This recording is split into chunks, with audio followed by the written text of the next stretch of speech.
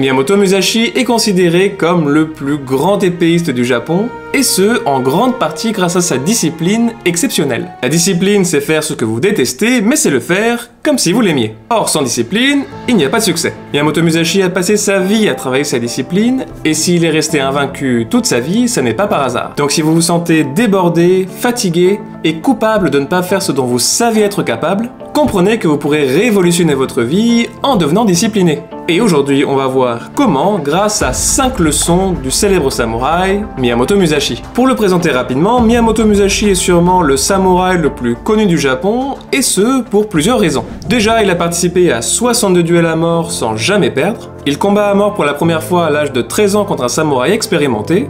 Il en sort vainqueur. Mais le plus extraordinaire, c'est qu'on a accès directement à sa pensée et à sa philosophie grâce au traité des 5 roues.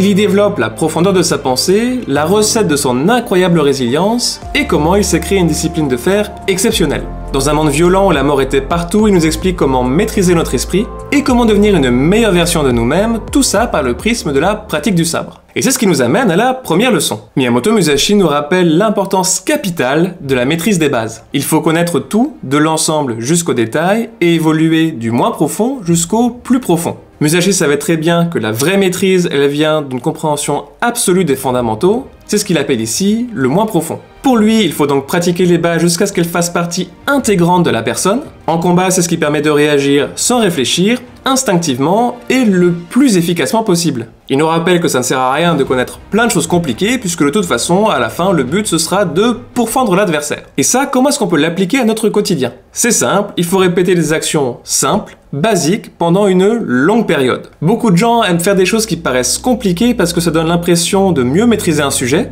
sauf que le problème des choses trop compliquées, c'est que, avant même d'avoir commencé, on est déjà débordé, et on finit par ne jamais le faire. Et c'est comme ça qu'on va procrastiner pour ne jamais se lancer. Typiquement, quelqu'un qui va commencer la muscu avec un programme super compliqué, on va le voir une semaine et puis plus jamais. Alors que cette même personne pourrait déjà commencer par des exercices au poids de corps chez soi pour commencer à créer une habitude et de la discipline. Et aujourd'hui, ça fait plus de 15 ans que je pratique les arts martiaux et malgré ça, quand je m'entraîne tout seul, j'ai tendance à pratiquer plutôt les bases, donc des coups de poing simples, des coups de pied simples. Et même si ça a l'air facile et ennuyeux, tout part de là. Sans base, il n'y a pas de technique, quel que soit le domaine. Concrètement, pour ça, il faut se fixer un objectif clair et ensuite voir quelles sont les bases qui permettront d'accomplir cet objectif. Puis simplement le répéter pendant une longue période. Et si vous faites ça, vous surpasserez 99% des gens qui ont un objectif trop compliqué et qui s'arrêtent au bout de 3 semaines. Mais si ça demande d'avoir une très bonne maîtrise des bases pour être discipliné sur le long terme, il va aussi falloir appliquer la deuxième stratégie. Miyamoto Musashi a passé toute sa vie à se perfectionner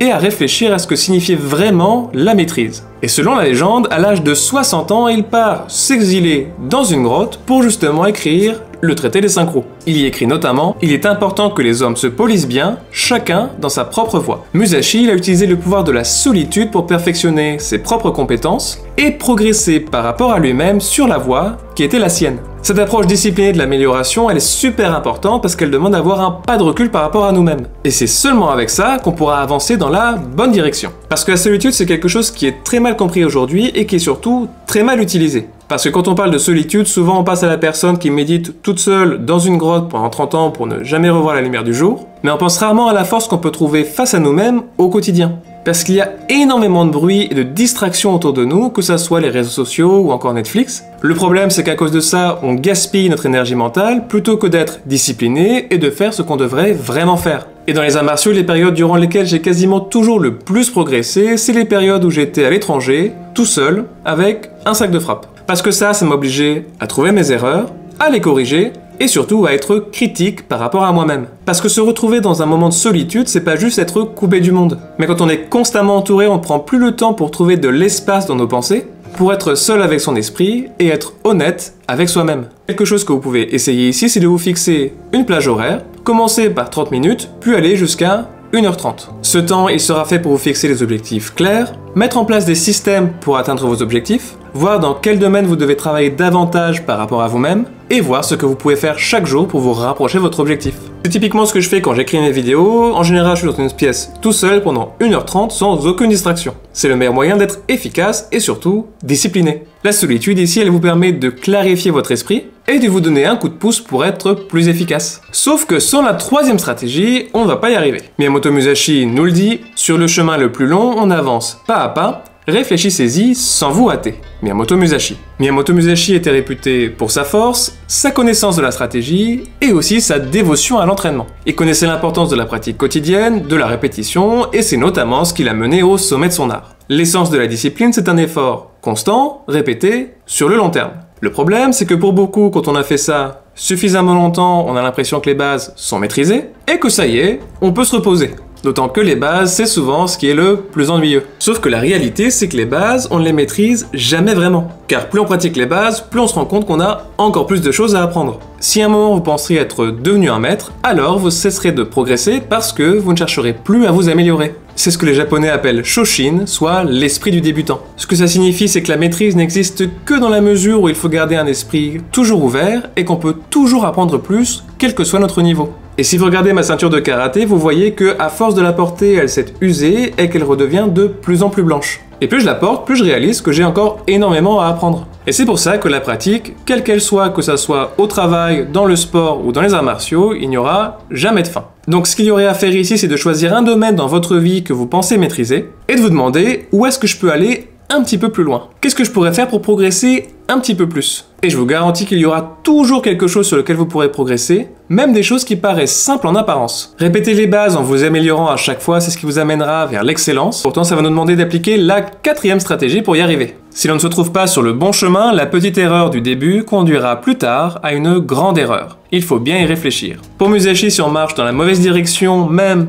un tout petit peu, on va droit à l'échec. Parce que si on devient ultra discipliné mais que notre objectif n'est pas le bon, tous nos efforts n'auront servi à rien et on finira par abandonner. Comme Miyamoto Musashi, il faisait des duels à mort, pour lui l'échec c'était simple et brutal, c'était la mort. Donc il n'avait pas vraiment le droit à l'erreur. C'est pour ça qu'il faut avoir une stratégie claire entre prévoyance, adaptabilité et planification. Ce que ça sous-entend, c'est qu'on pourra choisir la direction qu'on va prendre, mais qu'il y aura des bons et de mauvais chemins. D'où l'importance d'être bien préparé pour s'engager sur la bonne route. Il faut donc être stratégique dans sa discipline, mais surtout être flexible pour se réadapter si besoin. Parce que si on reste sur la mauvaise voie, on s'épuise, on brûle nos batteries sans aucun résultat. Un outil que j'utilise ici, c'est d'avoir un gros objectif et puis de le décliner. Par exemple, d'avoir un gros objectif sur un an, puis par trimestre, puis par mois, puis par semaine, et éventuellement par jour. Le but, c'est que chacun de ces petits objectifs que vous allez faire quotidiennement, à la fin, ils vont rendre votre objectif de plus en plus accessible. Pour ça, prenez un papier et un stylo et écrivez-le. La science nous prouve que la probabilité d'accomplir votre objectif augmente si vous faites cet exercice-là.